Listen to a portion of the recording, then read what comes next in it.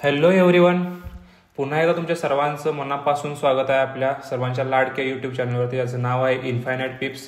आपण आपल्या या चॅनलवरती आतापर्यंत बघतच आला आहात की स्ट्रॅटेजी बॅक टेस्टिंग याच्या सिरीज सुरू आहेत. त्याचबरोबर जे मेटा ट्रेडर 5 असेल याचा आपण बॅक डिटेलमध्ये ट्युटोरियल्स बघितले आहेत.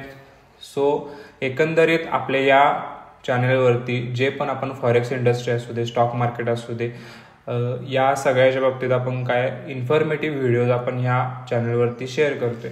त्याच पद्धतीनं एक नवीन फ्रेश आपण सिरीज घेऊन यायला लागलोय. सेम सिरीज आपली असणार आहे बॅक टेस्टिंग सिरीज, पण या वेळेला एक नवीन स्ट्रॅटेजी घेऊन आपण आलेलो आहे, ज्या स्ट्रॅटेजीचं नाव आहे external liquidity strategy. Okay, external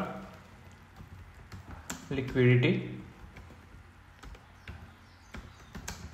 strategy. आपल्या या पेजवरतीच आपण इंटरनल लिक्विडिटी स्वीप झाल्यानंतर काय करायचं, कसं करायचं आणि टाइम जसा जाईल तसं तसं स्ट्रॅटेजीमध्ये कसे बदल करायचे, ह्या सगळ्या गोष्टी आपण ह्या आपल्या पेजच्या माध्यमातून आणि त्या सिरीजच्या माध्यमातून आपल्या सर्वांच्या समोर आणलेल्या आहेत. त्याच पद्धतीनं एक नवीन सिरीज घेऊन यायला लागलोय ज्याचं नाव आहे एक्सटर्नल लिक्विडिटी स्ट्रॅटेजी. आणि ती स्ट्रॅटेजी नेमकी काय असणार आणि आपल्या या मार्केटमध्ये सेम जशा मागच्या कशा वर्क झाल्या नाही झाल्या ह्या सगळं आपण बघितलेलं होतं, सेम पद्धतीने ही सुद्धा स्ट्रॅटेजी आपण या मार्केटमध्ये वर्क होते की नाही होते या सगळ्या विषयाचं आणि या स्ट्रॅटेजीचं इन डिटेलमध्ये आपण या ठिकाणी ॲनालिसिस करणार आहे. प्रत्येक ट्रेड आपण इथं डिस्कस करणार आहे आणि या पूर्ण व्हिडिओच्या शेवटी, प्रत्येक व्हिडिओच्या शेवटी आपण त्या प्रत्येक आठवड्याचं आपण जे विश्लेषण करणार आहे त्या प्रत्येक आठवड्याच्या शेवटी आपण ह्या स्ट्रॅटेजीप्रमाणे प्रॉफिटमध्ये राहतोय की नाही राहतोय या सगळ्याचं आपण ॲनालिसिस करणार आहोत. सो सगळ्यात पहिल्यांदा या व्हिडिओमध्ये एक आपल्याला ह्या स्ट्रॅटेजीबद्दल मी सांगणार आहे आणि पुढच्या व्हिडिओपासून आपण ह्या स्ट्रॅटेजीची बॅक टेस्टिंग सुरू करणार आहे. सो इथं एक आपल्याला झोन बघायला मिळतो. ओके, त्या प्रत्येक दिवसाचं एक झोन असणार आहे यामध्ये. ऑब्व्हियसली एक्सटर्नल लिक्विडिटी म्हणजे काय, हा झोन कसा ड्रॉ करायचा, ह्याच्यासाठी इंडिकेटर वापरला असेल तर ते इंडिकेटर कुठलाही डायरेक्ट आपण नाही सांगू शकत. ओके, सो पहिला त्याच्यासाठी कन्सेप्ट समजून घ्या. हा एक्सटर्नल लिक्विडिटीचा कन्सेप्ट आहे आणि इंटरनल लिक्विडिटी स्वीप झाल्यानंतर आपल्याला आपले ट्रेड मिळतात. त्याच्यानंतर आपण पहिलं टार्गेट दुसरं टार्गेट कसं करतो ह्या सगळ्या पद्धतीच्या गोष्टी यात आहेत, पण थोड्या फार मॉडिफिकेशन केलेलं आपण बघायला मिळतं या स्ट्रॅटेजीमध्ये. जसं की एक्सटर्नल लिक्विडिटी स्वीप झाल्यानंतर जशी सेम इंटरनल लिक्विडिटी स्वीप होत होती तशी सेम एक्सटर्नल लिक्विडिटी स्वीप झाल्यानंतर सुद्धा आपला सेटअप होणार आहे. त्याच्यानंतर त्याचं टार्गेट काय असणार आहे, पहिलं टार्गेट आपण 100 पिपचं घेणार आहे, दुसरं टार्गेट आपण 200 पिपचं घेणार आहे. का घ्यायला लागलोय, कारण इंटरनल लिक्विडिटीचा कन्सेप्ट वेगळा आहे, एक्सटर्नल लिक्विडिटीचा कन्सेप्ट वेगळा आहे. त्या पद्धतीने त्याचे टार्गेट सुद्धा वेगळे असणार आहेत. सेम त्या पद्धतीनं याचा स्टॉप लॉस कसा असणार आहे, सेम कॅन्डलचा हाय आणि लो. यामध्ये अजून एक आपण गोष्ट ऍड केली ते मध्ये, म्हणजे जर आपल्याला ही लिक्विडिटी स्वीप झालेली नसेल तर याचा अर्थ काय आहे, मार्केटला स्वीप करून अपोजिट डायरेक्शनला जायचं नाहीये.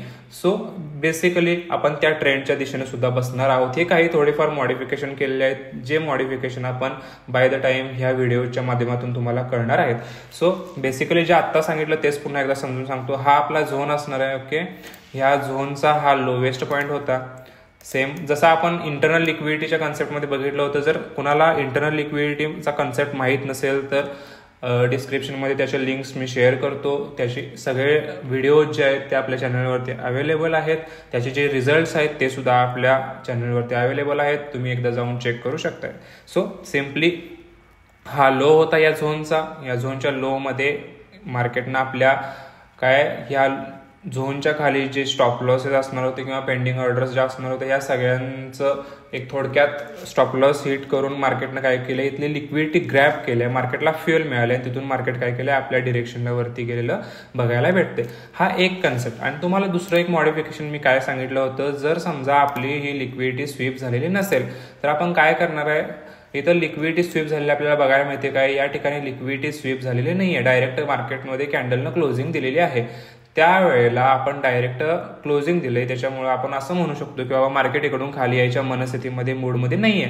सो इथून पुढे आपण काय करणार आहे, बाईंगचा सेटअप बघणार आहे. सिम्पली कॅन्डल क्लोजिंगला आपण बाय घेणार आहे, सेम कॅन्डलच्या खाली आपण स्टॉप लॉस ठेवणार आहे आणि पहिलं टार्गेट आपण 100 पिपचं, दुसरं टार्गेट आपण 200 पिपचं ठेवणार आहे. जसं की इंटरनल लिक्विडिटी स्ट्रॅटेजीला आपण पहिलं टार्गेट 50 पिपचं, दुसरं टार्गेट 100 पिपचं ठेवत होतो, तेच या ठिकाणी मॉडिफाय करून त्याचं डबल केलेलं आहे. सिम्पल हा कन्सेप्ट आहे.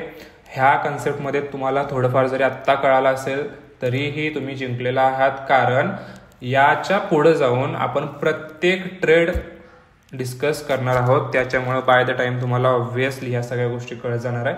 सो एक्सटर्नल लिक्विडिटी ही स्ट्रॅटेजी आपण जून महिन्यापासून बघायला सुरू करणार आहे. जून महिन्यापासून प्रत्येक आठवड्याचे व्हिडिओज मी आपल्यासमोर घेऊन येतोय.